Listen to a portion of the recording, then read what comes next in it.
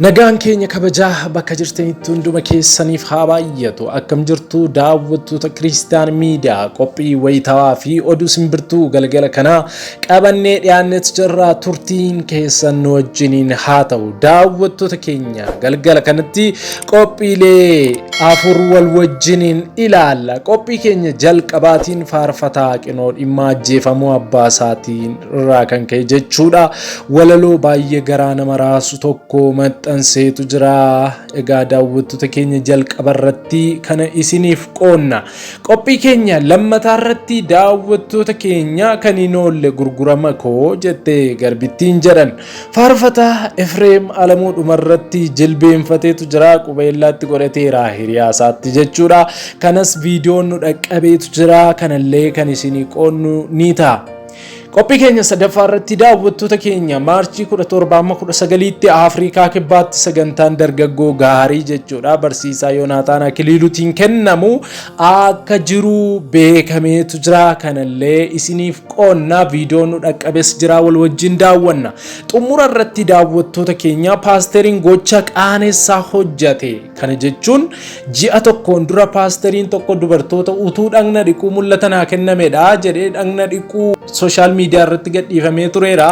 Egaa paasteriin kun to'annoo seeraa jala ooleera hidhameera. Isa kanallee viidiyoo nu dhaqqabe jira wal wajjiniin kan ilaallu ni ta'a. Daawwattoota keenya beeksisa sekeendii muraasaa dhaggeeffannee walitti deebina.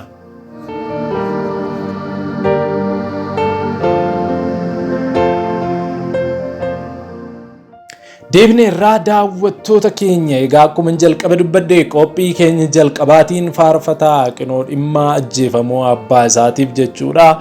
Walaloo baay'ee garaa nama booressitu tokko maxxanseetu jira. Walalichis akkas jedha.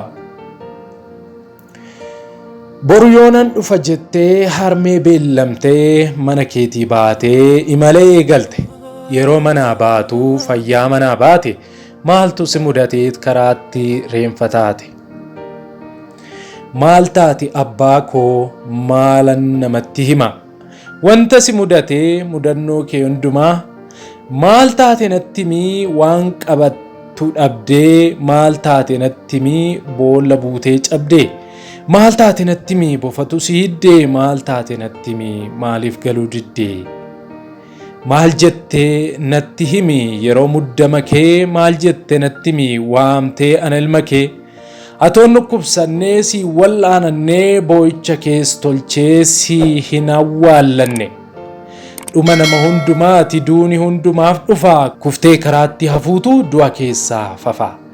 Ani sitti wacuu boqonnaa kee hin jeequ dhugaan waaqa harkaa ani eenyuun hin qeequ si dhabuu koof garuu garaan na gubate nagaan naaf boqodhuu yaadhimmaa yaadate jechuudhaan abbaa isaatiif walaloo baay'ee garaa nama booressitu kana barreesseetu jira. Faarfataa qinoo dhimmaa egaa gooftaan si jajjabeessu ittiin jenna. Qophii keenya lammataa irratti daawwattoota keenya akkuma sila dubbadhe egaa garbittiin gurguramni koo kan hin oolle yeroon jettee jedhan daawwattoota keenya egaatii faarfataa Efreem Alamuu hiriyaasaatiif jilbeenfatee qubeellaatti godhateetu jira. Viidiyoon haaraan nu dhaqqabes jira jechuudha. Yeroo inni qubeellaatti godhatu mee wal wajjiniin haa ilaallu taatee qophicha irratti tures jechuudha. Kan namooti baay'een ittiin garaa ciisanidha. Egaa faarfataa Efreem Alamuu yeroo darbee faarfataa Taagaayii fi paaster Habtaamuudhaaf miizee ta'uudhaan egaa isaan bukkee dhaabbataa tureera. Amma immoo abbaan darabee anaa waan jedhu fakkaata egaatii karoorfameera. Inni qeerrummaa keessaa baheera jechuudha. Toora qabateera. Warra kaaniif darabee gadhiiseera. Kanaaf keessaa galeera. Isiniin jechuu barbaanneetu viidiyoo kana wal wajjin ilaallee deebinee dhufna.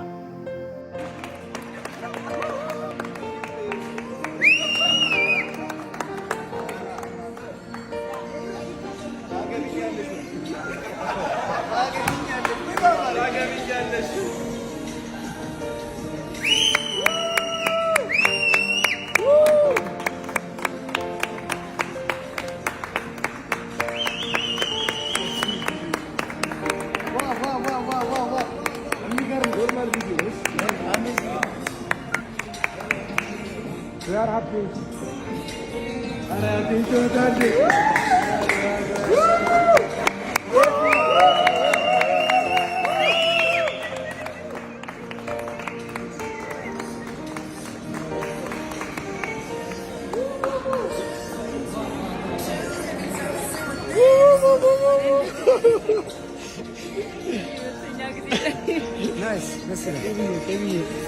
በጣም ደስ ብሎናል በእውነት ወንድማችን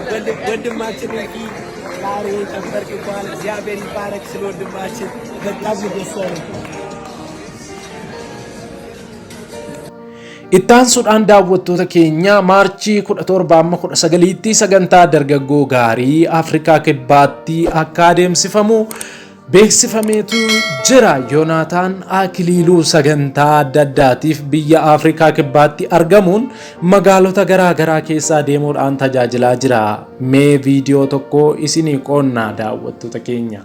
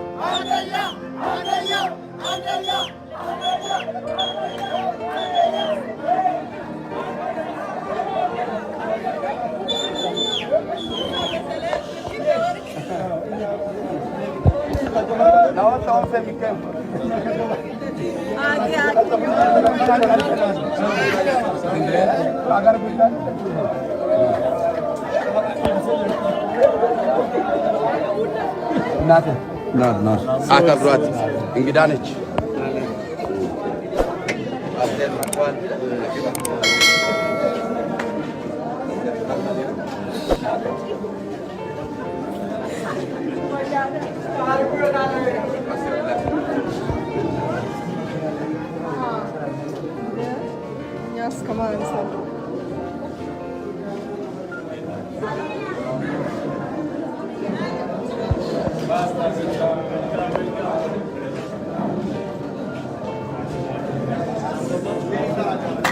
Welcome.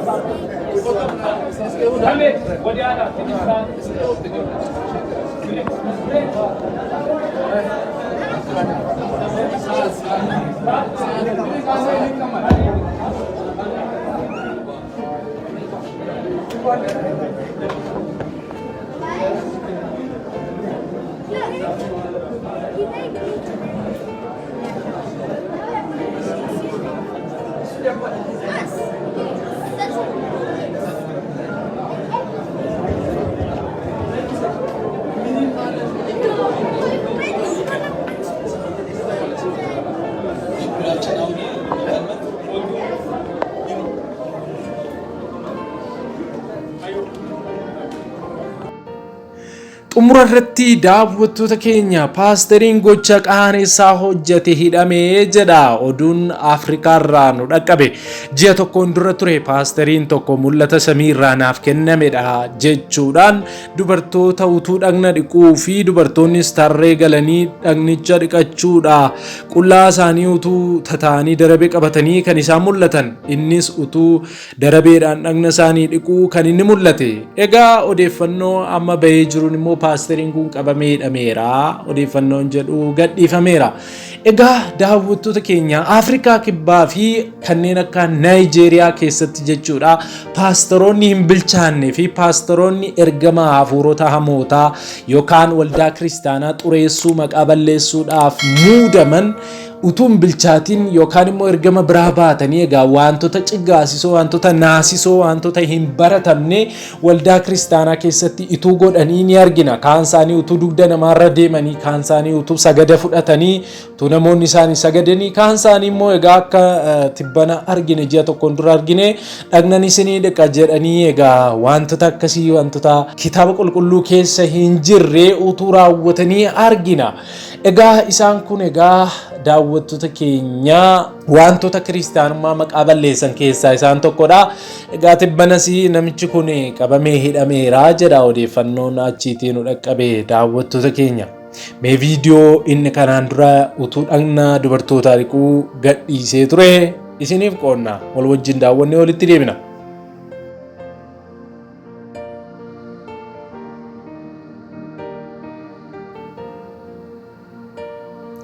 Daawwattoota keenya sagantaan nuyi galgala kanaaf qopheeffannee isiniif dhiyaanne kanneen hanga ammaatti daawwattanidha. Waan daawwattaniif gooftaan hunduma keessanuu isin eebbisu.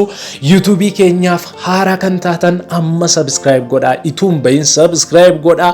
Viidiyoo kanallee ammuma like godhaa waan ajajamtaniif gooftaan isin eebbisu. Kabajaaf jaalala guddaa isinii qabna. Halkan gaarii isiniif haa ta'u. Nagaan bulaa.